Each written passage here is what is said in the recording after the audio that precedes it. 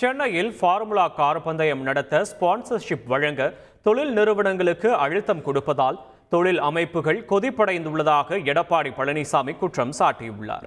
X தளத்தில் எடப்பாடி பழனிசாமி வெளியிட்டிருக்கும் அறிவிப்பில் 2 ஆண்டுகளுக்கு சென்னையில் ஃபார்முலா கார் பந்தயத்தை நடத்த மாட்டோம் என்று சென்னை உயர்நீதிமன்றத்தில் உறுதி பத்திரம் தந்துவிட்டு இப்போது இளைஞர் நலன் மற்றும் விளையாட்டுத்துறை கூடுதல் தலைமை செயலாளர் ஃபார்முலா கார் பந்தயத்தை சென்னை மாநகரில் நடத்துவதற்காக ஸ்பான்சர்ஷிப் வேண்டி நேர்முக கடிதம் எழுதியிருக்கிறார் என குறிப்பிட்டுள்ளார்.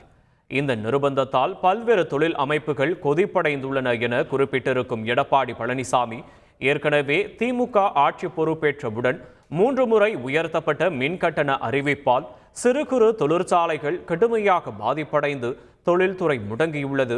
இந்த நிலையில் திமுக அரசு தனது அதிகாரத்தை பயன்படுத்தி ஃபார்முலா கார் பந்தயத்தை நடத்திட ஸ்பான்சர்ஷிப் வழங்க வலியுறுத்துவது கண்டிக்கத்தக்கது என தெரிவித்துள்ளார். செய்திகளை உடனுக்குடன் தெரிந்து கொள்ள உடனே சப்ஸ்கிரைப் பண்ணுங்க.